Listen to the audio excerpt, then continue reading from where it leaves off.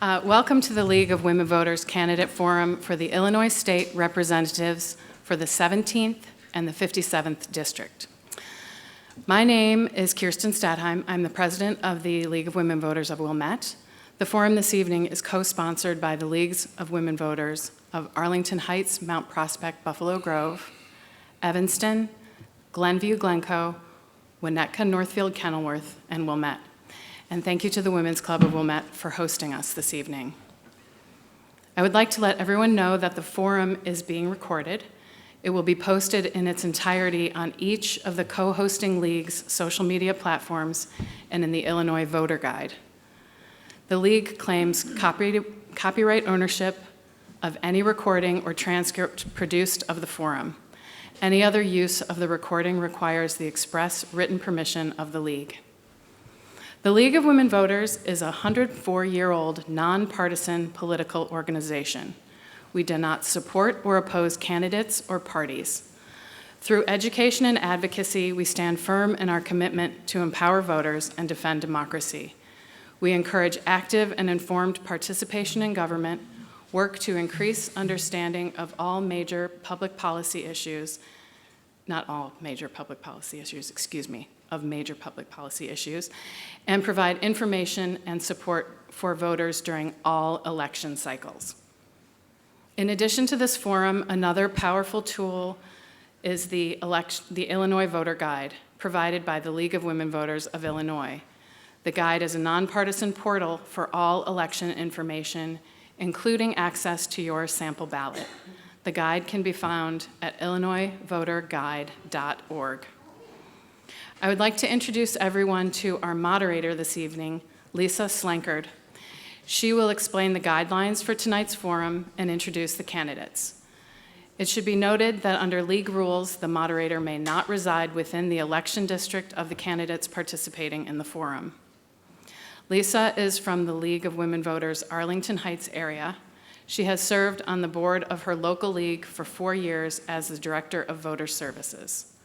Lisa has participated in dozens of forums in the past 7 years in various roles and has been a moderator for 6 years. Currently, Lisa serves as the local league representative to the Cook County League's Board of Directors and serves on their Voter Services Committee. We are honored and excited to have her as our moderator for our forum tonight. Thank you. Lisa?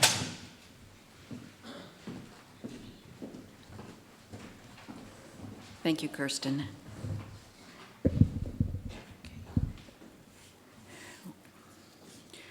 Welcome to all of you that have joined us for the Candidate Forum for Illinois State Representative 17th and 57th District. And welcome to the candidates, Jim Geldermann and Jennifer Gong-Gershowitz for the 17th District, and Daniel Behr and Tracy Katz Muhl for the 57th District. The League of Women Voters' purpose is to promote civic responsibility through the informed and active participation of citizens in government and civil civic discourse. Throughout its history, the League has been providing opportunities for candidates seeking public office to speak directly to the voters through forums. The League of Women Voters strongly encourages candidates participating in a forum to use their allotted time when answering questions to inform voters of their goals, ideas, and positions. A forum is not a debate, nor is it the place for personal attacks or negative campaigning. Voters will base their decisions when casting their ballot on what a candidate will specifically do if elected to office, not what their opponent won't or didn't do. All candidates this evening have agreed to abide by the ground rules established by the forum. These rules specify the format, time limits, broadcasting, and other rules related to the conduct of the forum. Candidates are expected to accurately represent the facts, and their responses reflect their own views and opinions. The League of Women Voters is not responsible for the accuracy of statements made by candidates. It is the responsibility of the public, news media, and opposing candidates to fact-check statements made by candidates if necessary. The candidates will begin in alphabetical order by district with their 2-minute opening statements. They will then alternate the order in which they answer the questions for 90 seconds. After the question portion of the forum, each candidate will give a 90-second closing statement, continuing our alternating pattern. A member of the league will be acting as timer. Hold up your signs. And I will enforce the time limits. Candidates, you will see a paddle in the front row to let you know when you have 30 seconds and 15 seconds remaining and stop. Should a candidate exceed the time limit, I will ask them to finish their sentence and move on to the next candidate. To ensure that questions for tonight's forum represent a balance of topics, a panel of experienced members of the League of Women Voters will review the questions submitted for appropriateness for the contested office and to avoid duplication. Finally, I want to say how appreciative we are of the candidates who are not only willing to serve in office, but who agreed to be here this evening to share their ideas and goals. So let us get started. Candidate Geldermann, you have 2 minutes for your opening statement. Thank you.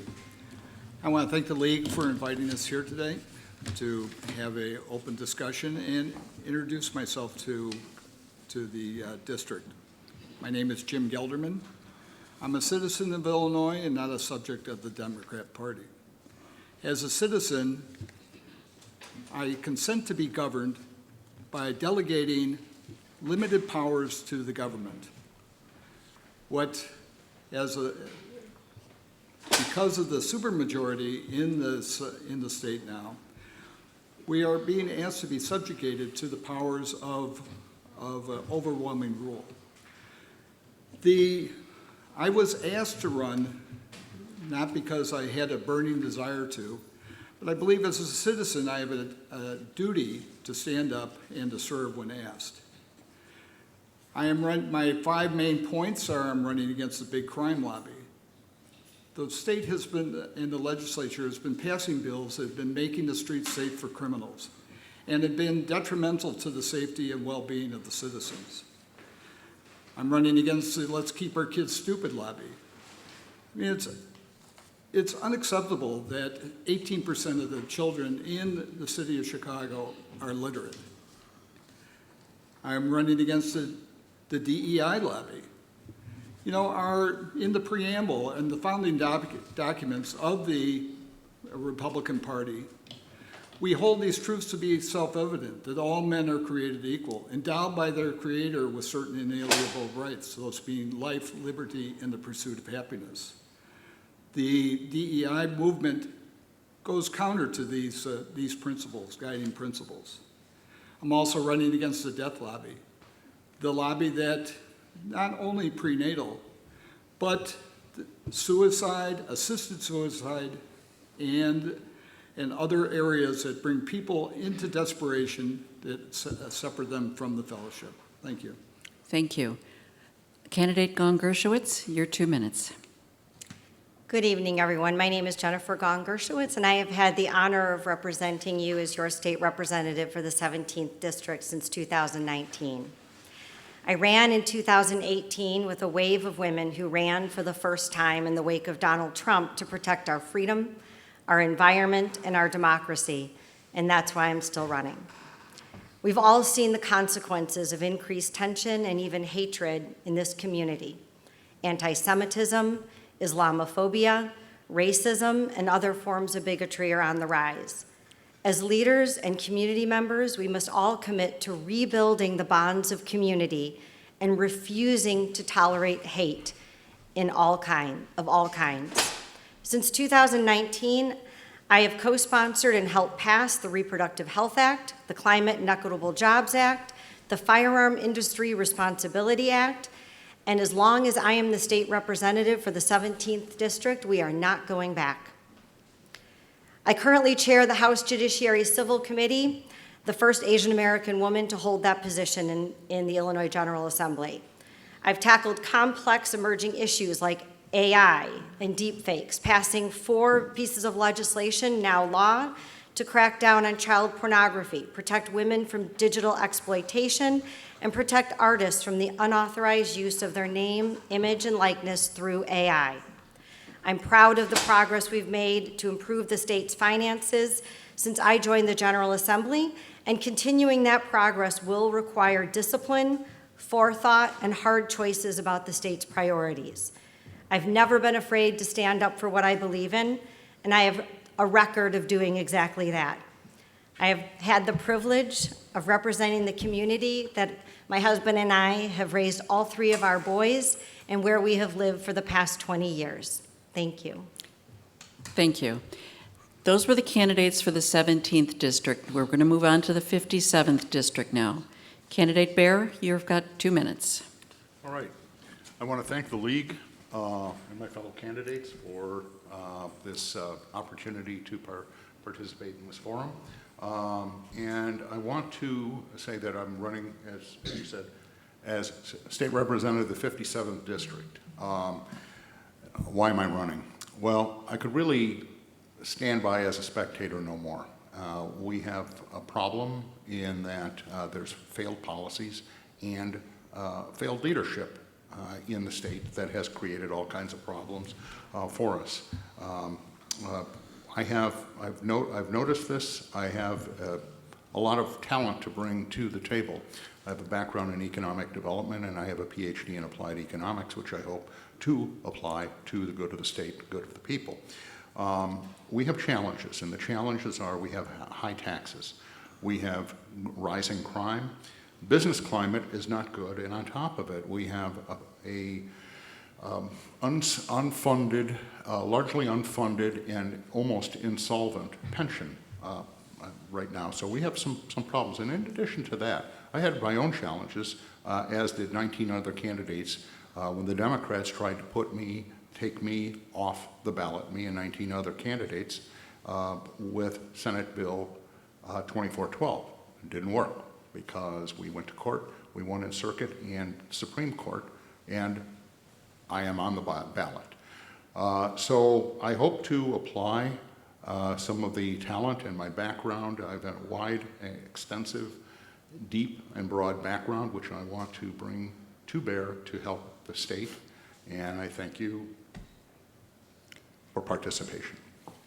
Thank you, Candidate Behr. Candidate Katz, your turn. Good evening. My name is Tracy Katz. I am the current state representative for the 57th District and have served in that role for the last year. I'm a 45-year resident of Northbrook, having moved here with my parents when I was a toddler. They still live in that same home. My husband and I are raising our family here. We have 2 teenagers, one in high school and one in college. I'm a proud Glenbrook North graduate, had the opportunity to study government at Georgetown University before returning home to become a lawyer at University of Chicago. I am a practicing partner in the litigation and trademark groups of a Chicago firm, but on sabbatical to focus on my legislative work. I have decades of experience in community service and in elected service, over 15 years of combined elected service that I bring to the table on behalf of our neighbors. A few of the representative areas in which I've worked with and for community partners, including working with a group called Links, that was the oldest reproductive health clinic in the area. Our 50th anniversary gala was actually held just down the hall in the auditorium here at the Women's Club. I was also a local legislative leader for Moms Demand Action for Gun Sense in America, an issue consistently brought up to me by voters at the doors and by parents at the schools. In my elected service, I had the opportunity to be 8 years on the Northbrook District 28 Board of Education, 6 of those years as president, including a pandemic that nobody expected. The school thrived. We managed to integrate both in-person and remote learning for every student in the building based on their choice, and our district excelled, showing learning retention and even gains in a time period where most districts struggled. I'm incredibly proud to have been part of bringing free full-day kindergarten to the district, expanding early childhood education, right-sizing reserves, and expanding special education programs for the district. There will never be anything, I think, that compares to me for having done those things for all local children in our community. I've also served for over a half dozen years as a committee person doing community organizing work. I have built broad coalitions of our neighbors on issues of bipartisan impact, things ranging from public education to transit.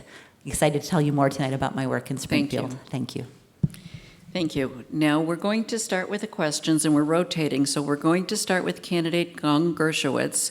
So remember that the candidates on the left are the 17th district, and the ones on the right are the 57th. So the first question is, housing prices are rising, and there's a lack of new affordable housing. What can the state do to improve housing affordability?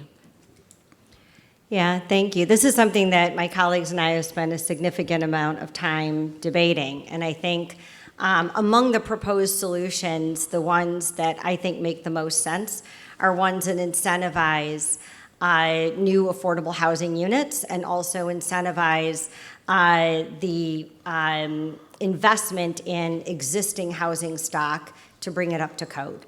What we've looked at doing is taking a look at some of the federal programs that are oversubscribed and some of the federal programs that provide dollars that are undersubscribed. And specifically adding state dollars so that the programs that are oversubscribed include investments from the state for those federal dollars that are going right now left on the table. And what I mean by that is there is legislation at the federal level that provides partial credit to developers to build affordable housing. Those programs go undersubscribed every year. Our idea that has been proposed is to take what is left in terms of federal match that to what the oversubscribed programs are, which saves the state money, but enables builders to build affordable housing and increase the amount of available housing to residents who are low income. Thank you. Candidate Behr.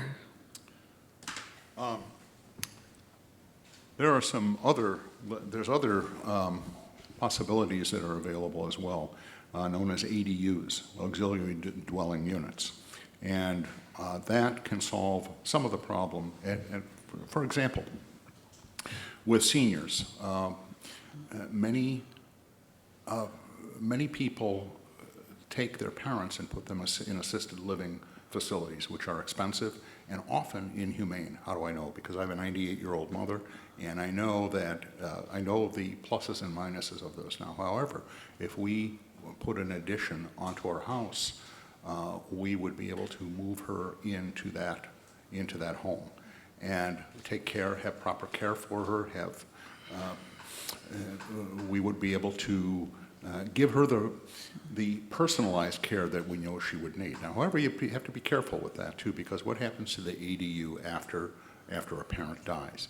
And that has to be either reabsorbed into the house and the other thing, there have to be incentives to do so.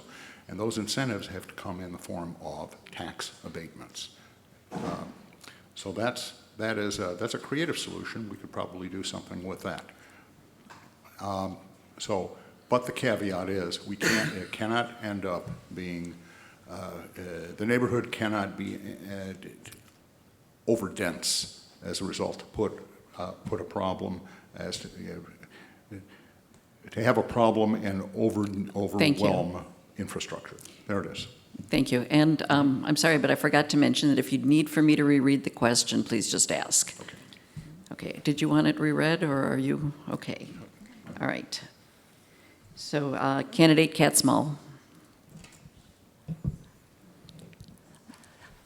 So affordable housing is an area I've been fortunate to have experience as a community organizer working on here locally. In Northbrook, we advocated successfully to implement an affordable housing plan in compliance with the state requirements and also to begin an ADU pilot just this past year. At the state level, I was fortunate this year to partner with the Illinois Housing Council in cooperation with the Department of Revenue to run an affordable housing bill in the state legislature. That bill passed in a unanimous bipartisan fashion. It was structured to adjust the tax code to make clear that partnerships between multiple permanent supportive affordable housing developers could work together with an LLC construct and still receive the full tax benefits of tax-exempt status for the programs they're developing. These projects can be big, they can be time-consuming, and making sure that our community partners can work together collectively with the benefits of the tax structure was a goal we were able to rally unanimous support around. Very proud to have worked with them and looking forward to working with the affordable housing teams in the future. Another thing that we can pay attention to here about affordable housing is the property tax structure. And as we lean into looking for ways that we can, for instance, do versions of smart consolidation to reduce expenditures, we can bring down property taxes to make our housing more affordable that way as well. Thank you. Candidate Geldermann, same question. Could you read it again? Yes. Housing prices are rising, and there is a lack of new affordable housing. What can the state do to improve housing affordability?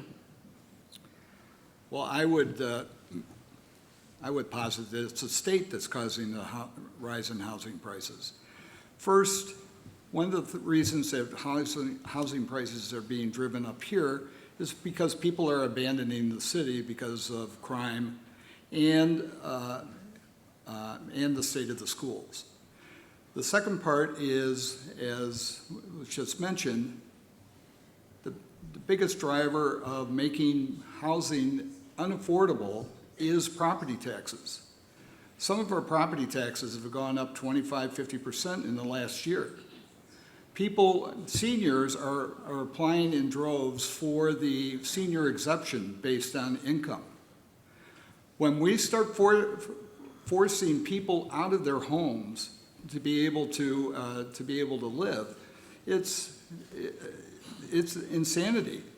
The other part, but the government solution then is to, we'll start a reverse mortgage program for them, as they're doing out in Oregon and Washington and other places. The last thing is, because of the government regulations, developers are taking more time filling out permits and other pieces of, they're spending more time on fulfilling the requirements presented to them by state and local governments than they are on actually building the design. Thank you. Okay. Our next question will begin with candidate Behr. And the question is, in 2023, Illinois became the first state to outlaw book bans. What is your position on book bans and this particular measure? It depends on what the books are. You know, this is a very broad area. So when I hear book bans, what's being booked? I mean, what's being banned? I submit that anything that's grade school, I wouldn't be interested in having anything of any sexual nature for kids of grade school age. They have a complex enough life. They should be learning the fundamentals, the foundational things in school. When they get older, then they can be more discerning. But I don't really believe that some of the material that are in the schools, in the libraries are really appropriate for grade school children. Stick to the fundamentals, the foundational items, the 3 R's, reading, writing, arithmetic. Don't confuse them with anything else. They have enough of an issue. And that's my position. Thank you. Candidate Katz. Thank you. I do not support book bans. I congratulate the Secretary of State in leading the way both for our state and for the nation in striking out against that form of censorship. The reality is that for our children, we have grade school teachers and grade school librarians who are experts in this field, and it is a shared community value here in the 57th District that we trust in our teachers and our librarians to lead the way on books and curriculum with parent feedback to help guide them in that process. That's a tenet that I have, as a community organizer, been able to embrace and advocate for across the community. As a school board member, I engage directly with parents and students and administrators and teachers as they worked through these challenges together in a communal way that did not require bans. It required common sense, communication, and relying on our experts. And that's exactly the policy that I hope that our state will continue to lean into. I appreciate the ways in which the Secretary of State is using both carrots and sticks to help incentivize our local government units to really lean into that kind of expertise that we have available to us. I think everybody can probably remember a favorite teacher who showed them a new book for the first time, who helped guide them to that match. And it's that kind of experience that we should lean into and trust as we advise as parents and we work together as community partners with our schools and librarians. Thank you for the question. Thank you. Candidate Geldermann. Thank you. Books are still being banned. Can you get a copy of Huck Finn? To Kill a Mockingbird, the Bible? A lot of these books are removed because of the librarians feel that the language is inappropriate. Also, parents have been taken out of school board meetings for trying to read materials that their children are exposed to. You wonder why people like P. Diddy and Jeffrey Epstein can exist. It's because of the desensitization of our children. We used to be worried about Mr. Stranger Danger and Dare, which was a big program. You don't hear about those anymore. You hear about people being in touch with their sexuality and then having that taken over by people who aren't at all related to the family, and with the family being ostracized from these decisions. Thank you. Thank you. Candidate Gong-Gershowitz, same question. Yeah, I believe the question was whether or not we as candidates support book bans. I do not. In fact, I supported the legislation that was put forward by Secretary of State Janulius to ensure that it is our community's libraries that have protections from book bans, censorship, and interference in the free flow of information in a democratic society. One of the things that we have been deeply concerned about have been the threat to our libraries. One of the things that we have seen throughout the last few years is a disturbing rise in threats against libraries, bomb threats to libraries and librarians, who are simply there to ensure that parents, teachers, families, and individuals alike have access to public information. The last time in our world's history where books were summarily banned was in the rise in advance of World War II. I think book bans are dangerous. We live in a democracy where each of us should have the ability to seek out information without interference or censorship.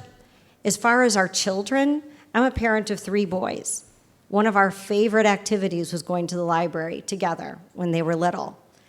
And as a parent, it is a parent's right to work with their children to find suitable material at a library without interference.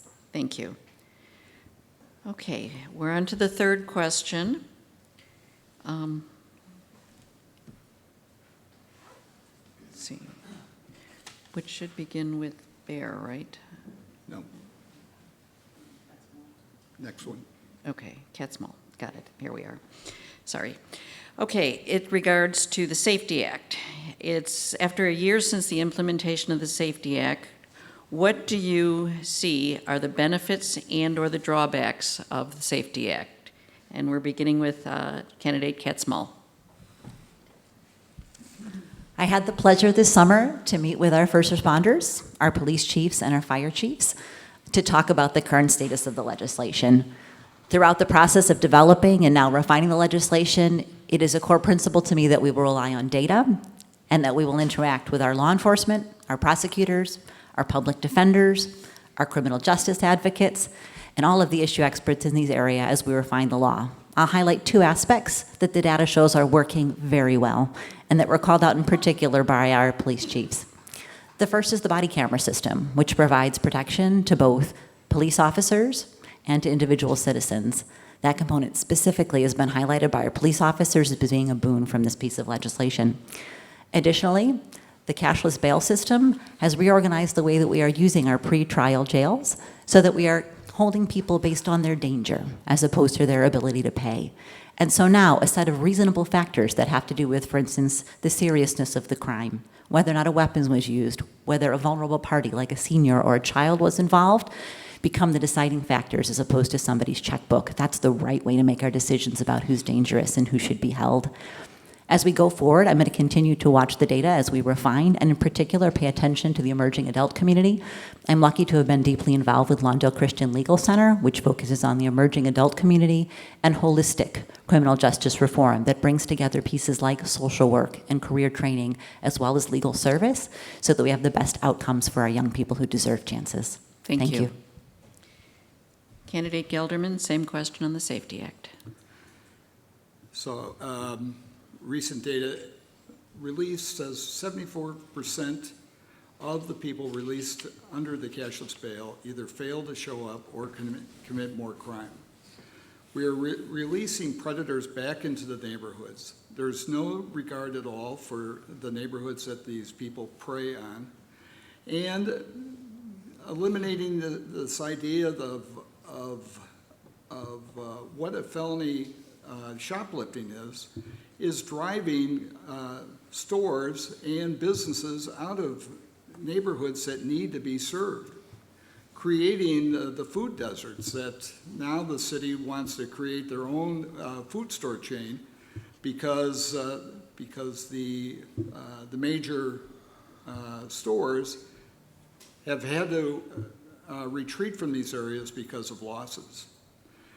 I think the other part, not being able to define truly what an assault weapon is, and not being able to putting more legal firearm owners in jeopardy of owning firearms, then it's only making the streets safe for criminals. Thank you. Thank you. Candidate Gong-Gershowitz? Yeah, so I just want to level set about what we're talking about. I think that some of what Mr. Geldermann just is referring to is the pretrial fairness portions of the Safety Act. Just to level set, we are talking about a decision on whether to hold somebody pretrial, somebody who has not yet been convicted of a crime. And what the Pretrial Fairness Act does is to more closely align Illinois with the federal system that does not have cash bail. I don't know where people, there's a lot of information out there. I don't know where Mr. Geldermann got his information, but I would subscribe that there has been no evidence that the federal system is less safe than states that use a cash bail system where somebody can buy their way out of jail with a wad of cash, rather than having a judge determine whether or not somebody should be detained pre-trial based on their danger to the public. And I'll give you an example of where the Pretrial Fairness Act did exactly what it's supposed to do. Recently, 4 people were brutally gunned down on the CTA train. The alleged killer was held pre-trial without regard to whether he could post bond. What we're wanting to make sure is that we are not holding people pre-trial in detention simply because they lack the ability to bond out of jail. A mother who is trying to get food for her family. Candidate Behr. It's an interesting question, and I dug into that a little bit, and I ended up talking to a number of police chiefs to get their perspective on it. So I learned that prior to the Safety Act, if you had an ankle bracelet, that communicated with a transponder, and if the offender was away from that more than half an hour, they'd get a call. There would be a call from the Cook County Sheriff's Police asking where are they. Now that's been increased to 72 hours. A lot can happen in 72 hours, and what's happened is a lot of offenders have gone out and recommitted crimes. This is a major problem. Another problem is that it's redefined some of the crimes. So I learned that it is striking or assaulting a police officer has been downgraded to a misdemeanor and therefore a non-detainable offense. And that is certainly not acceptable. So there's a number of problems with that. And the other reality is that a lot of the people who are released simply don't show up in court. I think Jim Geldermann's 74% figure is spot on, and this is the reality. It gives a green light to criminals. This is a problem because it makes us a target, and this therefore is dangerous to our community. Thank you. Okay, our fourth question will begin with candidate Geldermann. Lobbyists meet with legislators on a regular basis. What do you feel is the impact of lobbyists on the work of the legislature? Thank you. Well, we have a constitutional right to lobby our legislature for redress. On the one hand, the the groups of us who can't afford to have a lobbyist to go down to Springfield, we write letters, slips, and we get some response that way. The big problem with when you go to the extortion side of lobbying, I have a question. Why are all these, the ComEd people going to jail, and I, as a ComEd customer, have to pay the fine that the state leveled on them? So there's something going on between the legislature and any body and the lobbyist where companies feel that they have to break the law to actually get any redress from the government. So my point is fair and open lobbying is a fundamental right, but trying to be involved in extortion and bribery, that's a jailable offense. Thank you. Candidate Gong-Gershowitz? Yeah, well, I agree that daylight is the best disinfectant for, lack of transparency. And so I supported increased reporting requirements for anyone lobbying state government. Bribery and extortion are illegal. And, one of the things that I have done to ensure that we restore faith in government is that I was one of the first of 19 state legislators in the House Democratic Caucus to call for former Speaker Madigan and the former chair of the Democratic Party to step down in 2020. I believe that restoring the public's trust in our government is truly one of the most important things that we can do to ensure that all of you can trust the decisions that we make. And one of the things that we also did in addition to increasing ethics and transparency rules was to ensure that ComEd customers do not pay fines and to ensure that all of the campaign contributions are fully disclosed to the public. And I think that daylight, again, is the most important thing that we can do to hold both legislators and lobbyists accountable. Thank you. Candidate Behr? Repeat the question. Yes. Lobbyists meet with legislators on a regular basis. What do you feel is the impact of lobbyists on the work of the legislature? I've been on that side of the desk in Europe and in the U.S. And I think it's very important that a legislator know different sides of a nuanced situation. For example, in transportation, I come from the rail industry. Seemingly arcane, but there are details that need to be communicated. And if there's pending legislation, there has to be a conversation about, look, if you do this, this is what's going to happen. This will be the negative impact on us or others or the customers on our line. So let's be aware of what are all the consequences, and in order to look at the whole spectrum of what the consequences are of a decision, a legislator has to be educated. That doesn't necessarily mean there's bribery involved. It's really elucidation. All you're doing is you're explaining things in context from a constituent's perspective. The legislator then has the ability to discern and with judgment determine best interest. But to cut that off, I'm not for that. That's it. Thank you very much. Candidate Katz. Yeah, thank you for repeating the question. If we're talking about the impact of lobbyists, there is a spectrum. There's really good lobbyists, and there are average lobbyists, and there are lobbyists like were invoked earlier that are problematic.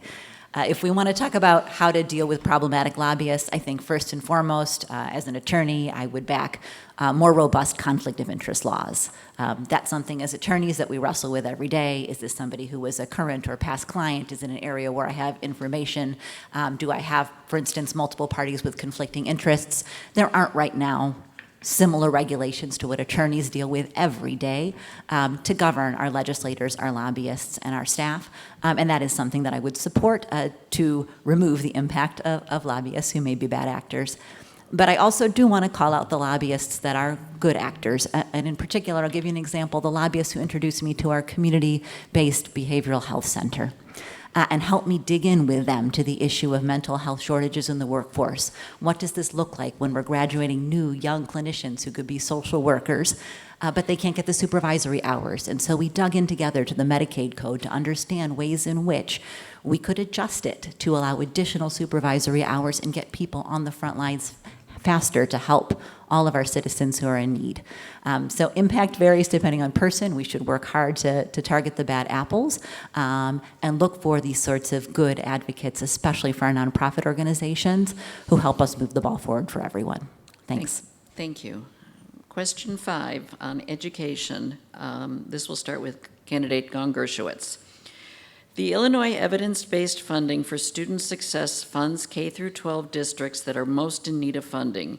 Do you support the law, and would you continue both funding at the required level and any catch-up funding to make up for past shortfalls?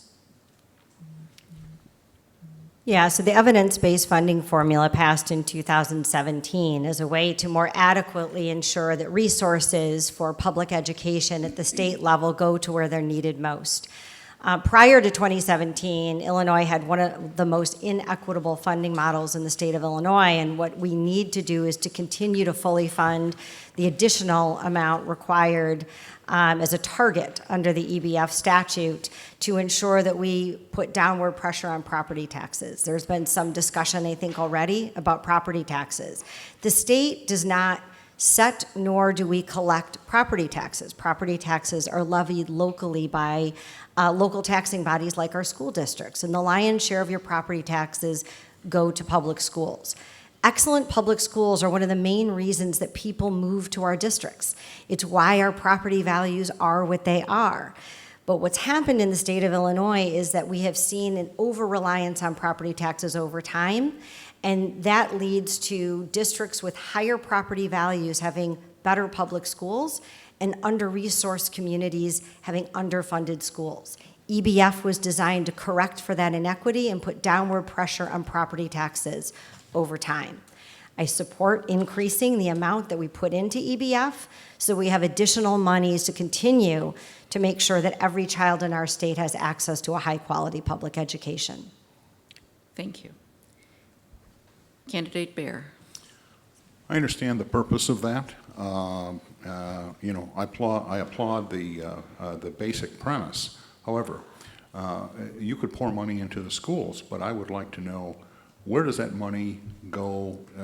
How does that translate into better scores? I have not seen. We're very fortunate in our area that our scores are much better than most. But if you just pour money in without any kind of a performance, tying that to any kind of a performance guarantee or at least a standard, and that is without lowering the standards. That is, you must be able to, in order to have this money, you must perform. And the definition of perform is, let's look at the school scores, reading and math scores. If the reading and math scores are not there, I want to know why. I want to know why is that, where is that money going? How is it being allocated? How does that translate into higher school, basic math skills? Without these basic skills, companies can't hire people, then they leave. And that's part of the whole fundamental education issue. So, Thank you. Candidate Katz. So I'm a big fan of the equity-based funding formula. When I was serving on the school board, I was the legislative representative for the board to both EdRed and the State Board Association. Organizations which helped craft this formula, which is a sea change for public education. I'm guessing a lot of you, like me, grew up around here and heard things like, we have wonderful schools. Let's help every school be this wonderful, not take away from the local schools. EBF makes true on that formula. For the first time, we sat down and calculated on a per pupil basis what was an adequacy target and understanding that there were variations based on things like local cost of living. Then we calculated percentage averages, and we set up a funding tier system where Tier 1 schools, which are radically underfunded, right? Let's talk about schools that are maybe less than 80% of the target. Tier 3 schools that were above that threshold, but not all the way to 100. Tier 3 that was right around that adequacy level, and the Tier 4 schools that had surpassed. I'm pleased to report that all of the high school districts in the 57th are in fact Tier 4 schools. But perhaps you might not know that we have both the Tier 2 and Tier 3 schools within the elementary area in our district. Each time we talk to those Tier 2 and Tier 3 schools, which may right now in fact have lower testing scores, those are the people who most need these injections to get that adequacy number up to help drive student performance and results. So I support making our full payments, I support adjusting those payments for inflation, and I support doing everything we can to get every single school in this state to their adequacy target. Thank you. Candidate Geldermann, same question. Thank you. I think this is an example of the problem that we face, is that there's complex programs put in place that have a great idea of where they're going to go. But now you need to be an expert in these programs to actually be able to do anything about them. The fact of the matter is, money, there's a cost of money as it flows, and every hop in the transaction, there's a cost exacted from that dollar. So a dollar, my tax dollar, that doesn't get all the way down to the student. There's bureaucracy at every stage that takes money out. I would say that the biggest inequity and I think Chicago is showing this right now, is that there is so much overhead in bloat and people who just have make-work jobs for some reason, who knows what, but bureaucracies like to bloat themselves, is that if we could get more efficiently move the dollars to the student and not through the bureaucracy, not through the school boards or the administration, we would have a better product for the students in the classroom. Thank you. All right, question number 6 will probably be our final question. And we're going to be starting with candidate Behr. So the question is, Illinois continues to struggle to gain population. It's projected to lose 2 more congressional seats in 2030 when those seats are reallocated. What policies would you support to reverse this trend? I would support taking a look at, we have to look at taxation in general, which is a big driver of migration of businesses and therefore residents. Residents follow work, and if the work goes away, so too does you lose population, then you lose a tax base, and that's a major problem. So what we have to look at is a couple of things. The first is look at taxation, but the other part of it is, and a big part of this is, let's look at administrative, in effect, bloat in really in all of Illinois. We can look at it locally, and we can look at it in the state of Illinois. There was a study, or studies have shown that 500 million to 1 billion could be saved by looking after duplicative services or eliminating duplicative services. That money can go back into areas where it's needed. It could be mental health, it could be reduction of taxes, it could be into economic development efforts. So I would say let's first look at duplicative administrative layers that we do not need. I think that would go a long way. Thank you. Candidate Katz. Would you repeat the question, please? Certainly. Illinois continues to struggle to gain population. It's projected to lose 2 more congressional seats in 2030 when those seats are reallocated. What policies would you support to reverse this trend? Right. Major drivers for people about deciding where to relocate our schools and jobs. Fortunately, we just talked about schools and the things that we do to keep improving the schools across the state, even the schools that are excellent here in the 57th district. On the job front, Illinois is lucky to have one of the most diverse, well-educated workforces in the country. But that doesn't mean we can't continue to lean into that work, both for our current residents and for people who may be looking to move here. We can do that especially by partnering with our community colleges to help people who need retraining or who need additional specialized training in growth sectors for our economy. The Illinois Department of Commerce and Economic Opportunity is our state agency that leads the way in this area. They have identified more than a half dozen significant growth sectors for our economy.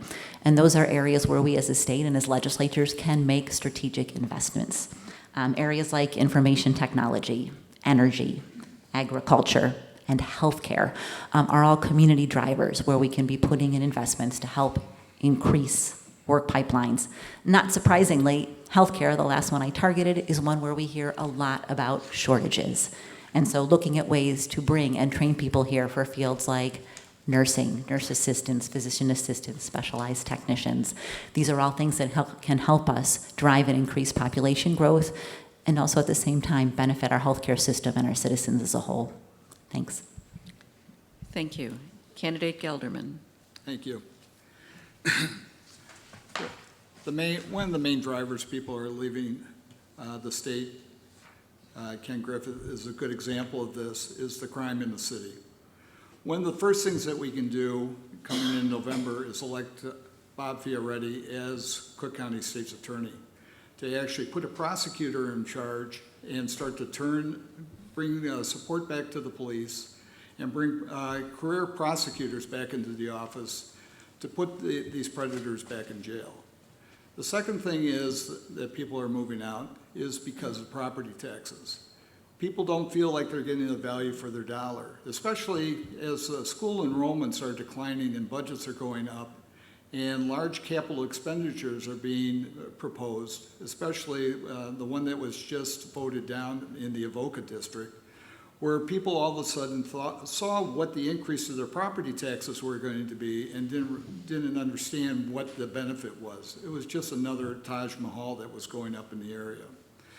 And then the last thing is the schools. And the schools even up here, people are getting sick and tired of all the extracurricular propaganda that's being pushed down to their children. So, thank you. Candidate Gong-Gershowitz. Yeah, I would echo what my colleague, Representative Katz said, and that is fundamentally about investing in our strengths and not engaging in a race to the bottom. What we have done since 2019 is invest in higher education to start to claw back from some of the draconian cuts that caused some of our best and brightest students to leave the state of Illinois. The University of Illinois, I'm proud to say, is now seeing record enrollment.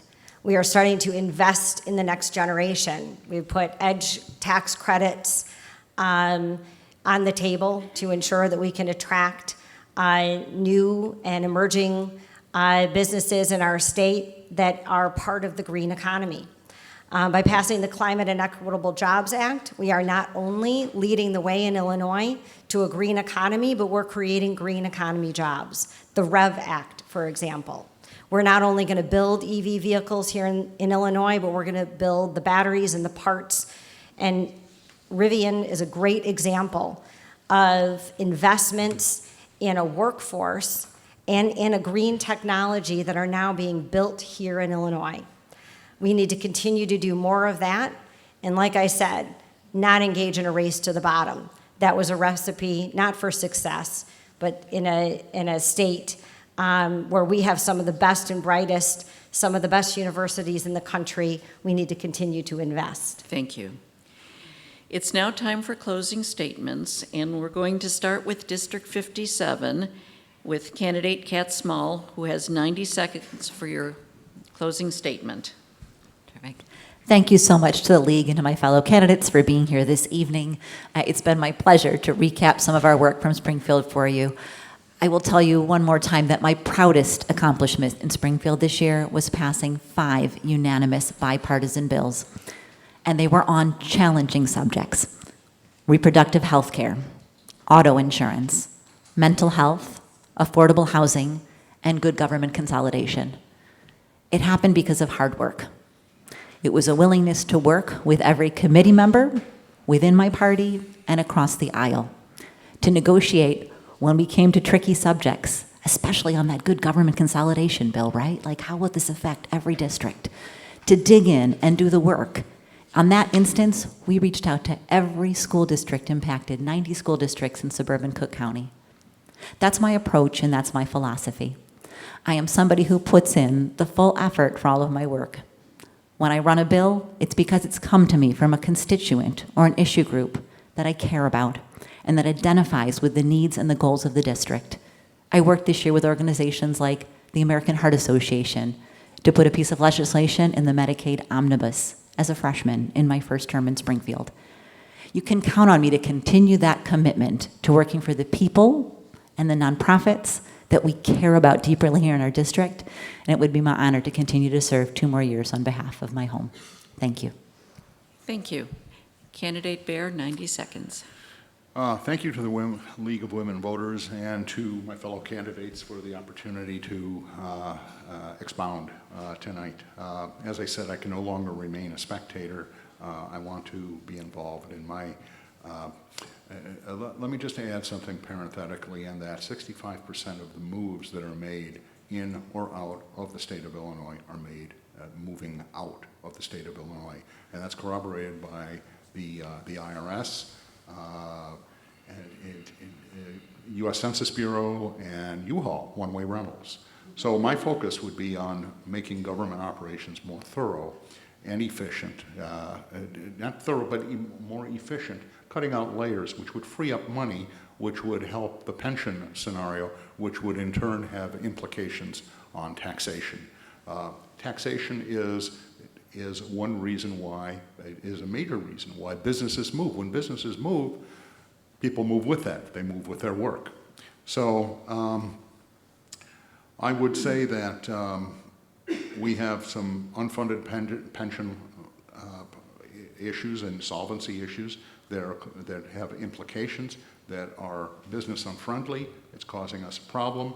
I would propose to do something about that predicated on my background in economic development and my PhD in applied economics, which I will apply to the numbers with rigor. Thank you. Now we move to the District 17 with candidate Gong-Gershowitz. Thank you. I'd first just like to thank the League for their amazing work in our community to register people to vote and to educate those voters on the issues that matter.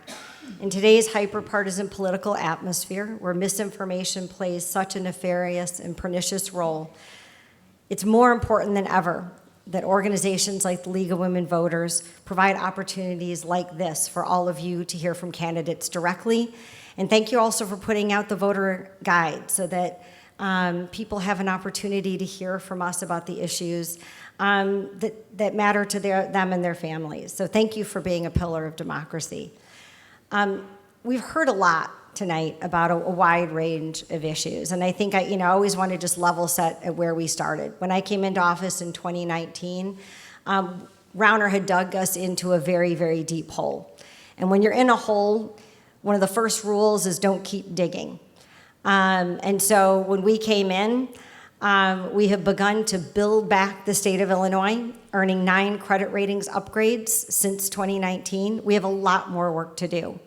But when you're in a 6-foot hole and you have 2 feet of dirt, you got to use what you have, and I am really proud of the progress that we have made. Most importantly, what I hear from young people all the time is, are you going to protect the freedom to make my own decisions about my body? And all I have to say is, as long as I'm around, we are not going back. Thank you. Candidate Geldermann. Thank you for this opportunity to share my thoughts with you. I've worked with people who suffer from grave emotional and mental disorders for the last 40 years. And I can tell you to a person that none of them have been able to turn their lives around without first coming to the conclusion that their situation was hopeless and they needed to ask another person for help. We are isolating our kids through a lot of the programs that are in the schools now. We are putting people in positions where they think the only place that they can turn to is the government and not to their neighbor. As a citizen, I have three responsibilities. One is not to be a burden on my neighbors. The second is to look out for my neighbor, ask them how they're doing, to knock on their door, which of course during the pandemic, we were told that would kill them. And the third thing is that when I am in need, when I am in desperation, that I turn to somebody and share that desperation. And these are all one-on-one ministries. These are missions, these are fellowship, these are opportunities to be in full communion. I would say that we have too many lawyers, we have too many legislatures in the legislation. And it's time that people come out of the community, come out of their house, knock on the neighbor's door, ask them to vote. And I ask you for your vote in November. Thank you. Thank you.